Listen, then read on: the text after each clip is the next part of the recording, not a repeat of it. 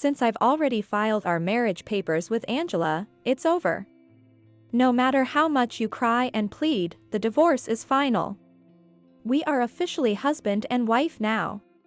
You made me wait too long to break it off. Angela glares at me with a look of displeasure, perhaps thinking about the time she was made to wait. I've been kinda trying to figure out the best way to leave you without causing too much hurt, but then you collapsed, which gave me a good reason. Really, Kevin is so kind. But because of that, I ended up waiting for so long and it's infuriating. The two of them are making such selfish arguments towards me. Divorcing a useless person who can neither do housework nor work properly. And I'll be demanding alimony. There's a lot I want to say, but it's useless to argue with people who can say such outrageous things so boldly. I decided to accept the divorce, thinking that, all right. But 7 days later, Kevin called me, crying. My name is Mary, 27 years old. I work at a branch of a real estate company. I married 2 years ago and now live with my husband Kevin, but before that, I lived with my mother. I was a child of divorce, my mother raised me alone, but my father did pay child support, and my mother was independent, so we never struggled financially. I was cherished by grandparents on both sides. They celebrated events like first birthday, my entrance ceremonies, and graduations, so I can say I grew up with a lot of love.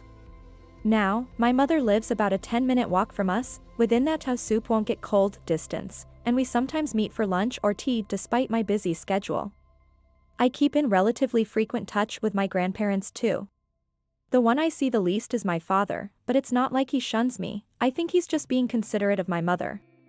We do keep in touch, and it feels like he's a father who's away on business. Even though I had an untroubled upbringing, there was always a part of me conscious of being from a divorced family, and I longed for a home with both parents. Perhaps that's why I had such a strong desire not to divorce.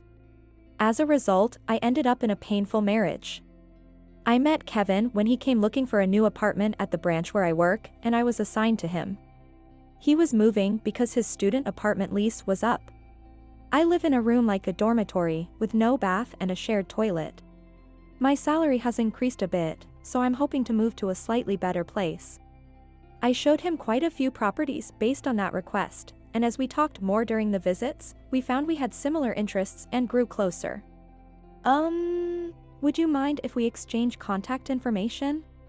Normally, exchanging personal contacts with a client isn't ideal, but I wanted to talk more, and I ended up giving him my personal account. That led to us dating and eventually, to a marriage proposal. Mary, you found the apartment I'm living in now, but it's time to renew the lease. So, I thought, why not move to a place where we can live together? Can you help me find it? That was Kevin's way of proposing. Our wedding was a small affair with just close family.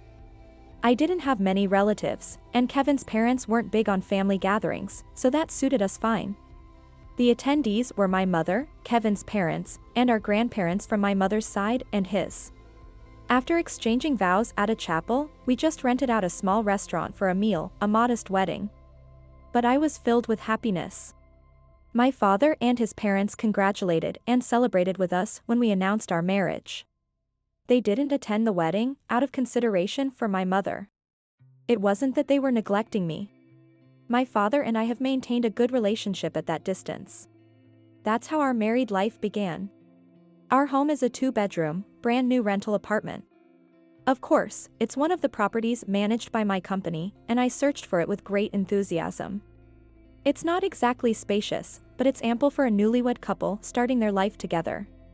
The commute to both their workplaces is convenient, and I think I've found a pretty nice place.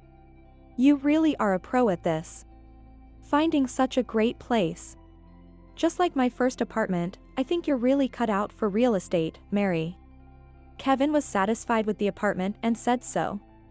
I felt fulfilled in both my work and personal life. Thus began our married life, initially filled with happiness. We had agreed to share household chores, but due to Kevin's sales job, he often came home late, while I usually returned on time, so I ended up handling most of the chores. When Kevin came home late, he was usually drunk. I have to drink for a sense of duty. It's tough since I'm not much of a drinker. I understand, but don't push yourself too hard. I know. Sorry for making you worry. Kevin would say this and hug me tightly. It was truly like the times of a newlywed couple. But, about 6 months in, Kevin began to change. I'd think we were still in our honeymoon phase, but it's as if he flipped a switch after the honeymoon period ended, starting to belittle my job. You're home already? Must be nice working reception at a real estate agency. Do you even do overtime? Our agency has evening hours for clients who can only come by at night, so there's hardly any overtime after day shifts. Sounds like an easy life. Maybe you should work nights too? Since it's such an easy job, extending hours a bit won't make a difference. I can't be the only one earning here. Let me be clear, we both work. Naturally, we share our household expenses, and there's no truth to the notion that I'm relying solely on Kevin's income. How many hours did you work today? Being at a real estate agency, you just move a bit when someone comes and then get paid, must be really easy. But Kevin's remarks only worsened. That's not how it is. I communicate with clients, talk with landlords, handle repair requests from tenants, among many other tasks. That's enough.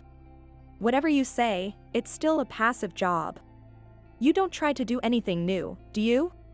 Kevin continued to demean my work. Why would you say such awful things?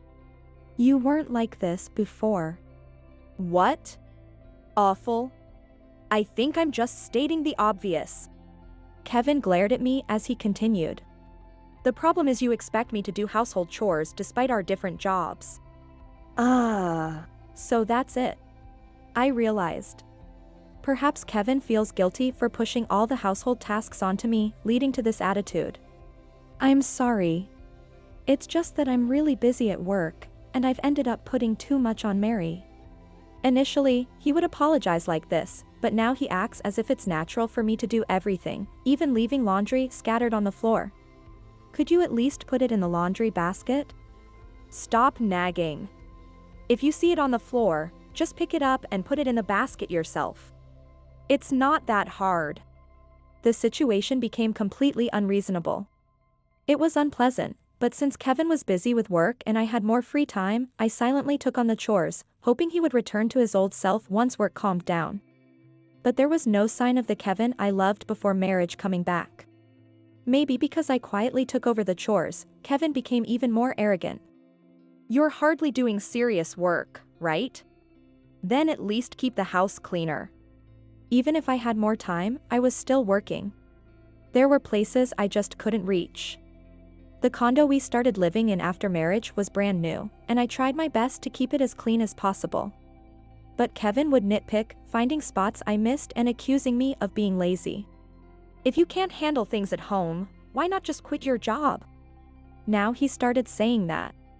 Frankly, it's a bit tough to keep living comfortably in our current condo on just Kevin's salary. And when I explained this with numbers, Kevin exploded in anger. So you finally speak your truth. You think my salary is low and you're looking down on me, aren't you? I have no idea what he's talking about. Wait, I've never thought that, not even once. Liar. After we got married and knew each other's salaries, you started nagging me to do the housework. That's because you think my salary is too low. I was misunderstanding the situation. I always thought Kevin felt guilty for being too busy to help around the house, that's why he acted that way. But I was wrong. After getting married, it turned out that my salary was higher than Kevin's. This fact hurt his pride, making him feel inferior, and that's why he started saying those things.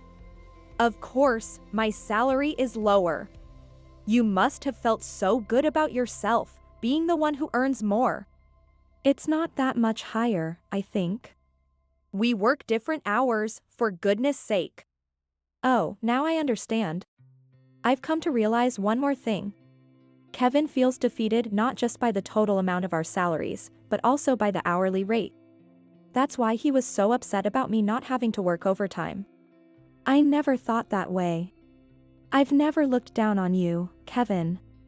But if I've made you feel that way, I'm truly sorry. I wasn't aware, but maybe I did hurt Kevin without realizing it. Thinking this, I apologized to him. As long as you understand. Listen, in a marriage, the husband is supposed to be the head. If you can understand that, then take care of the house more properly. I thought it was unreasonable, but since my words seemed to calm Kevin down, I figured it was for the best. Having seen my parents divorce, I strongly want to avoid the same fate. I don't want to have a falling out with Kevin. I've told him as much, so I hope he understands. I just need to be a little more patient, I thought. Nothing good comes from both of us insisting on our own points of view, it only leads to hurt feelings and a bad marriage. If I give in a little, we can live together more peacefully without clashing. This should bring back a peaceful life. Kevin will return to the kind person he was before we got married. That's what I thought, but it was a naive idea. Thinking he had subdued me, Kevin became even more arrogant, acting like a king and treating me like a servant. Just do as I say. Don't even think about having your own opinion. Yes, I understand. People who don't take the initiative should just quietly follow those who do. Remember, always speak to me respectfully. Before I knew it, I couldn't talk back to Kevin at all. I've heard that a bird plunged into hot water will escape in shock, but if it's put in water that slowly heats up, it won't realize until it's too late and ends up being boiled alive. I was like that bird. Had I been pushing myself too hard without realizing? One day, I suddenly collapsed at work and had to be taken to the hospital by ambulance.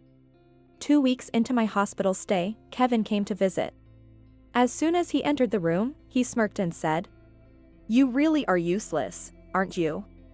Next to him stood a woman I had never seen before. "I'm sorry for becoming like this. I'll try to get back home as soon as possible. Please forgive me. No need to rush. Take all the time you need to recover." "Really? Are you sure?" I was surprised by his unexpected words. I thought for sure Kevin would blame me. "Yeah, I think it's fine. Because you and I are over." "What do you mean?" "You're really slow to catch on.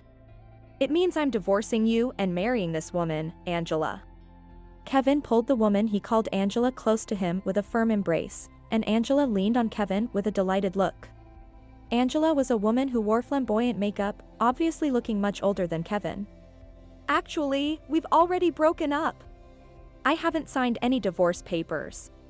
"You're already useless and now sick, you're of no value to me anymore. That's why I filed the divorce papers." Does that mean he forged the divorce papers and submitted them? There's no way that could work. But it did. Kevin and the woman exchanged sly smiles and laughed together. "Excuse me, who is this lady?" "Oh, she's my new wife." "Nice to meet you. I'm Angela, Kevin's wife." His ex-wife, that is. Angela said this with a triumphant look. "I've already filed the marriage papers with Angela, so no matter how much you cry and beg, the divorce is final. We are officially husband and wife." "You wouldn't leave him, I had to wait for so long." Angela, thinking of the time she was made to wait, glared at me with displeasure. "Waited? How many days are you talking about?" "Days? It's been a year." So they have been in that kind of relationship for a year. You wouldn't understand how precious 1 year is for a woman in her 30s. "How old are you, if I may ask?"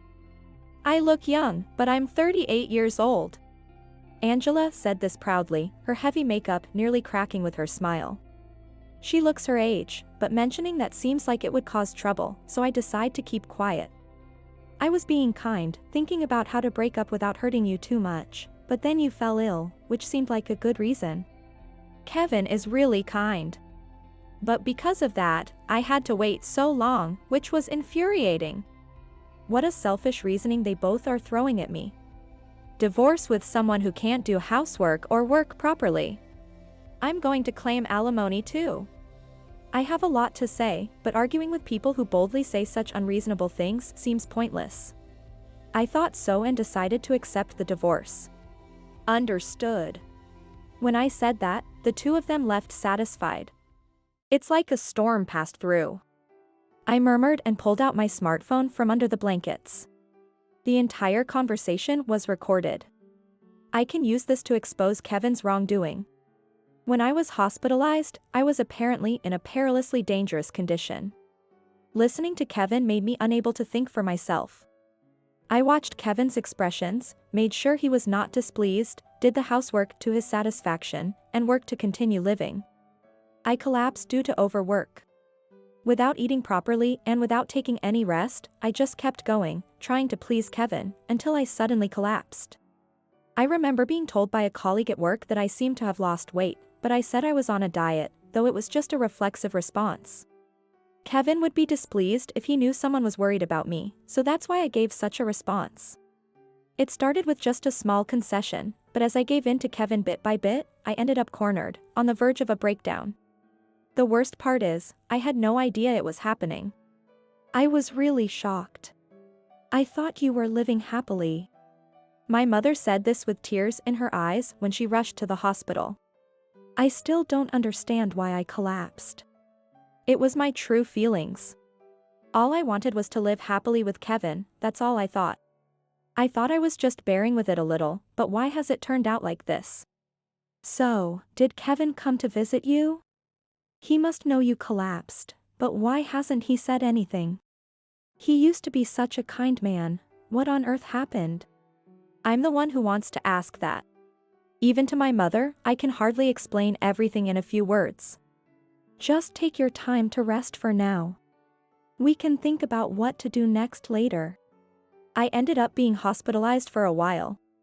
Perhaps due to the rest and recuperation, the fog in my mind started to clear. Why did I listen to Kevin like that? Gradually, I began to think for myself and realized that continuing a married life with Kevin would be difficult. It was around that time when Kevin showed up at the hospital with Angela.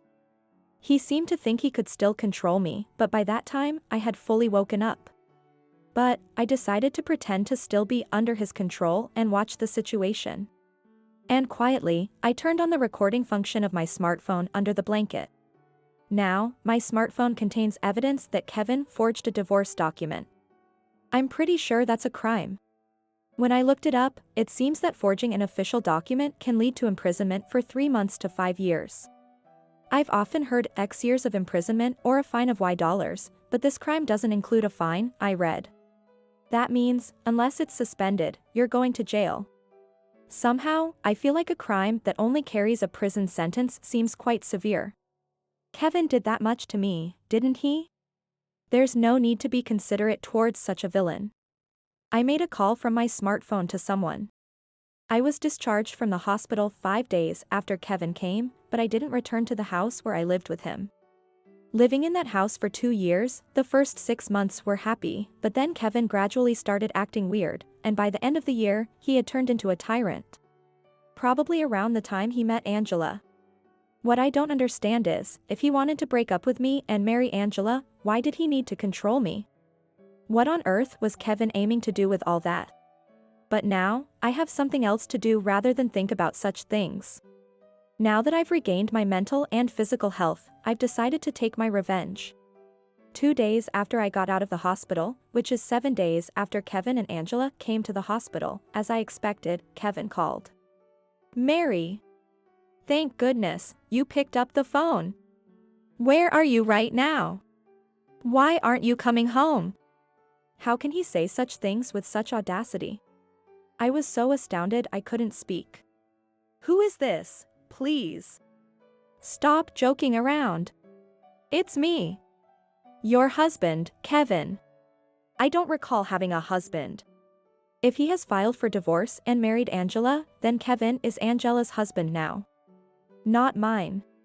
So you have divorced me and remarried Mrs. Angela, haven't you? Then you should be Mrs. Angela's husband, and we have nothing to do with each other. That's fine. I'll divorce Angela. And then we can remarry, so don't worry about anything. No one is worrying about that, I'm just stating the facts. I am not worried at all. I have no intention of remarrying you. Please be happy with Mrs. Angela. You're misunderstanding. It's you I love, understand me. Kevin began to cry over the phone. Did he think that crying would move my heart? I was being threatened. Angela is the daughter of the president of our company. She said she would fire me if I didn't date her, so I was unwillingly with her. Believe me. Kevin continued to plead through his tears. Did Mrs. Angela also order you to forge the divorce papers? That's right. I had no choice when I was threatened with being put through hell if I didn't comply. I intend to sue you for forgery of a private document. Upon hearing the threat of legal action, Kevin stopped crying and became silent. By the way, it's just the time for the lease renewal for that house. I won't be renewing next time. It was good timing to switch everything, home, marriage, love, without any waste. Wait. I love you, listen to me. Unfortunately, our company will not be able to assist you in finding a new home. Please use another service. Goodbye. Ignoring Kevin's crying screams, I hung up the phone and blocked his number. The reason Kevin desperately contacted me was because he found out the truth. He must have seen the article about my parents in this morning's newspaper or on the TV news. Presidents of TK Homes, a couple, remarry. My parents, who divorced when I was young, had remarried. Seeing a photo with me in it, he must have realized that I am the daughter of the president of TK Homes. My father, or more precisely, his ancestors, were major landowners, and TK Homes was started based on the real estate they owned. Even now, our company, TK Homes, owns houses and buildings all over the United States, and we manage them. I work at one of its branches. My parents didn't split up because they hated each other. My mother, who is skillful with her hands, started making jewelry as a hobby, which became popular and led her to start a brand. This, however, upset my paternal grandmother, my mother's mother-in-law. TK Homes was my grandmother's company, which grew significantly under the joint efforts of my grandparents, with my grandfather having joined the family as a son-in-law. Grandmother wanted my mother to join in boosting the company alongside my father. So, as my mother's brand grew, it was perhaps inevitable that her relationship with my grandmother soured. After various incidents, my parents ended up divorcing. Saying marriage is just about two people doesn't cut it when it comes to a big company like TK Homes. And my mother cherished her own brand. They decided to split up to avoid further family conflicts which could affect the business. My mother took me with her when she left, but my grandmother allowed this. Perhaps she hoped that a child from my father's potential second marriage would be the heir, but my father refused to remarry, no matter how much my grandmother suggested it. My mother felt the same. Despite their separation, they continued to care for each other. Hence, my mother kept using my father's surname after their divorce, and I did the same before marrying Kevin. Unbeknownst to me, we were separated by divorce and now we're back to where we started. While my grandmother had a strained relationship with my mother, she respected my mother's character and talents, and she loved me as her son's child. She was a very fair and generous person, but when it came to the inheritance and the company passed down through generations, she couldn't bring herself to accept my mother, who had started her own business. She wanted the whole family to look in the same direction and continue protecting TK Homes together. My father asked me if I would like to work together, and I joined the company under the condition that I'd be just another employee. Therefore, hardly anyone knows that I am actually the daughter of the president. My grandmother knew but never made a big deal out of it. Although she perfectly separated personal life from business, I secretly heard from my father that she was pleased I was learning the real estate business. This time, the dangerous situation I found myself in was related to my parents' divorce. Hearing about it, my grandmother must have had a lot to think about. And then she came to my mother, apologizing for being stubborn all these years, asking her to come back. That's how, after 25 years, my parents decided to remarry. Such an interesting story was not something the media would keep quiet about. After hearing about it from my mother, who visited me in the hospital, I too wanted to be part of the interviews and called my grandmother. Of course, she was delighted to accept. Major newspapers, television, magazines, many came to interview, and they made a big deal about me too. Naturally, Kevin would notice this, I thought. And just as I planned, Kevin found out that I am the daughter of the president of TK Homes and a major landowner. The reason he called, crying frantically, was that he realized what he had lost. I sued Kevin for falsifying our divorce papers. Kevin's lawyer sought a settlement, but I refused, and as a result, Kevin was prosecuted and found guilty with a suspended sentence. Of course, I also demanded compensation from Angela, and since she knew Kevin had forged the divorce papers, I had her sued as an accomplice in that respect as well. Angela's lawyer also sought a settlement, but I refused that too, and Angela was found guilty, though less severely than Kevin, with a suspended sentence. It seems the meeting between Kevin and Angela was at the company's founding party. There, Angela fell in love with Kevin at first sight and insisted on marrying him, despite knowing he was married. Kevin, knowing Angela was 10 years his senior and not his type, seemed troubled at first but couldn't reject her due to her being the president's daughter, and ended up getting deeply involved. The president also turned a blind eye, unable to marry off Angela. He'd take my daughter off my hands, a little money in his wife's grasp shouldn't pose a problem, he seemed to think. Kevin confessed that he treated me the way he did initially because of his guilt for making me handle all the housework despite earning less. I wanted to believe I was doing the right thing by speaking ill of Mary, enjoying the attention and pampering. Looking back, I admit I was acting like a child, he said through tears. But even if that was his true feeling, the fact that he deeply hurt me and drove me to despair is undeniable.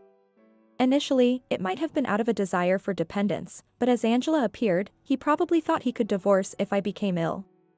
Thus, upon hearing I was sick, he hurriedly submitted a forged divorce application and filed a marriage registration with Angela. Thinking if he established a fait accompli, I, who obediently followed him like a puppet, would accept it without resistance. If Angela's affair became known, he would be blamed for the divorce. He planned to divorce me only after making it look like I was at fault. At home, Kevin treated me like a servant, buying time with Angela by playing double and waiting for an opportunity. I never intended to leave Mary, but Angela was so persistent I couldn't reject her. The only one I truly love is Mary, so I was waiting for Angela to give up, Kevin desperately pleaded to his lawyer, to no avail. Angela's father was furious and forced a divorce between Angela and Kevin. Subsequently, Kevin was dismissed from his job. Now, he's working live-in at a company that finally hired him, working from early morning to late at night to pay the compensation he owes me. Angela's father didn't demand compensation from Kevin. That was not only considering Angela's complicity but also to prioritize my payments. Honestly, I didn't care about the money. But I wanted them to atone for their sins, no matter what. Thus, no matter how much Angela's father begged, I refused the settlement. Angela's father said he would no longer let Angela roam free, so he sought a settlement. But he finally understood, knowing my firm stance. Now, Angela is under strict family surveillance, being reformed from scratch. I can't help but think that if only Angela hadn't fallen for Kevin, none of this would have happened. But still, her persistent advances towards a married man cannot be taken lightly. Kevin should have been clear about his marital status and refused Angela's advances. But he didn't. He dreamt of a future married to the president's daughter, betraying his wife. That is an unforgivable sin. What happens to them from here on is no longer my concern. As long as they never appear in front of me again, that's enough. My parents remarried, and as the president's daughter and heir, I must start learning anew. I've learned about real estate as an employee, but managing a company is different. From now on, I need to study much more, including company management. I don't want to end up divorced like my parents. I stubbornly believed I would stay with one person for life, leading to such an ordeal. It was due to my own weakness. If I had been stronger, had faced Kevin properly, maybe I wouldn't have ended up with this outcome. Maybe we would still be a happy couple. The thought pains me because I truly loved him. I seriously loved and married him. To have turned such a person into a criminal. Sometimes I feel as if I bear a heavy guilt for that fact. When I told them about my feelings, both my mother and grandmother assured me I was mistaken. You shouldn't blame yourself. You didn't hurt anyone, and that's very important. They committed those acts because they chose to, my mother said. Your mom is right. If there's any guilt to be had, it's on me for not accepting your mother. It's my fault for making you timid, my grandmother admitted. My mother and grandmother, who are now on good terms and getting along well, comforted me in this way. Blaming myself also meant blaming my mother and grandmother. I was able to understand that humans are prone to making mistakes. But I've learned what to do after you've made those mistakes, which is important. I don't know if I'll ever find someone I can love as deeply as I did Kevin when we first met. But to ensure I don't make the same mistakes again, I'm going to reinvent myself. Living a life where you never love again because of one failure is a lonely existence. But even if I never meet such a person again, I'll walk alone, with my head held high and straightforward. That's the kind of life I want to lead. Right now, I'm just taking the first step. I've sworn to myself that I will lead a happy life, no matter what.